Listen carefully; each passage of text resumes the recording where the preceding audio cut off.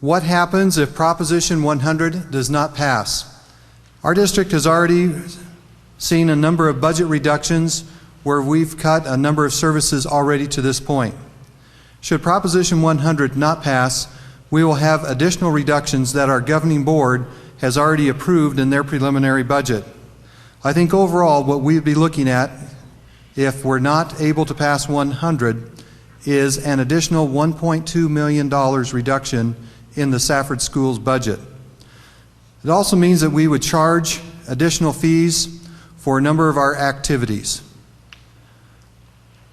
Probably the best way for me to summarize what would happen in the Safford district is if I compare it to a full course meal. And that's what we would like to be able to serve our students, is a full course meal. Due to the reductions that are coming forward, we certainly have already cut off the appetizers. There won't be any special types of beverages, and there certainly won't be any dessert. Those reductions are already in place. Should Proposition 100 fail, those reductions now cut into the meat and potatoes. And when you're talking about children's education, those cuts hurt.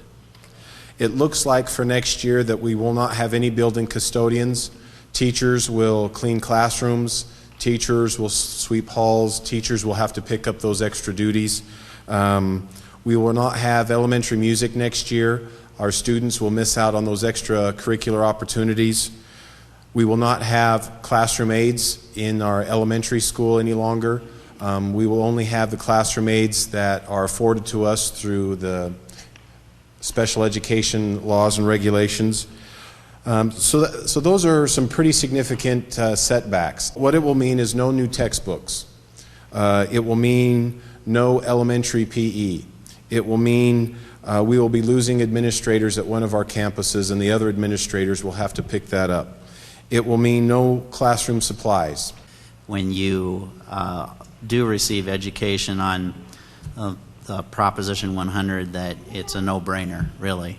With regards to the hospital, a yes vote helps keep the safety net for healthcare services intact. Prop 100 would prevent deeper cuts and helping to maintain healthcare providers' current staffing levels and keep our services in place. If Prop 100 is rejected by the voters, the healthcare community will be subject to more reductions, including a cut in access. This represents a major reduction in access reimbursement that is already inadequate. It's really going to hit us hard. If this does not pass, this Proposition 100, it means that we will have approximately 90 inmates coming back to our county that have, out of the Arizona Department of Corrections, that have 1 year or less to finish out their sentencing. We do not have room for another additional 50 at this time, so we'll be paying approximately another $700,000 to someone else to take care of our inmates for us out of our county general fund. Of course, I don't know how many times on the street you hear people saying, this person has been a bad person, they've committed crimes, we need to be able to lock them up, we need to be able to do this. I agree with you. A lot of times the Superior Court judges agree with you, as well as the other judges in our community. But there's no place and no room in the inn. We took a look at what was happening in the economy and tried to plan for that. And we did, in fact, reduce our budget in the county by $1.1 million. And also had to let 10% of our employees go in order to make a budget for this year. And our revenues are down 27%, our tax, half-cent sales tax. So we are facing exactly the same problem the state is.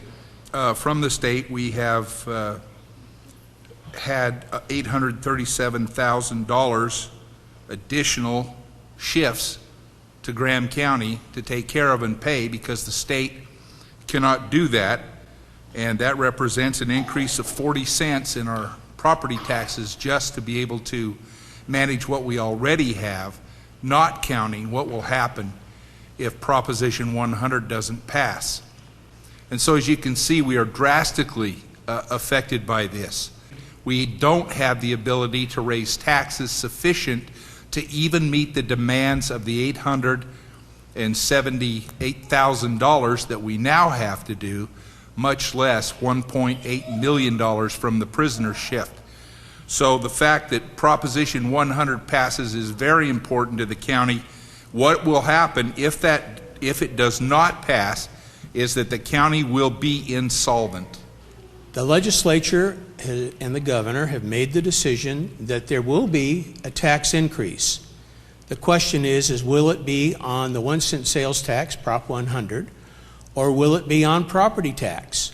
And there will be no choice. The cuts are already in place. And the problem is that the cuts are so great that in the case of the counties, not just Graham County, but counties will have to tax to the max for every year in the near foreseeable future. Not 1 year, not 3 years, not 5 years, not 10 years, but maybe forever, because the permanent things like the prisoner shift, that will be a permanent obligation to the county, not to the state.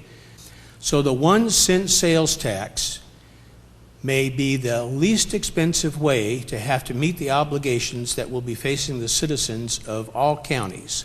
The naysayers will tell you, oh, they haven't cut the budget enough. We've cut $2.2 billion. There were some other options. They were not used. We've borrowed in excess of $10 billion. The interest payment, not the debt service, the interest payment on the $10 billion is $367 million a year. Arizona, for all practical purposes, is bankrupt. We have no other options to turn to. So the decisions that will be made will be forced back on the counties. That is a fact. Anyone who tells you any different than that has not been reading what's been going on, has not looked at the bills, and does not understand the gravity of the situation that we're dealing with. If Proposition 100 fails, there will be an additional cut of $428 million to K through 12 education. There will be a loss of at least 20,000 jobs, an additional loss. In terms of universities, currently tuition for the universities for the year will be $9,000 a year.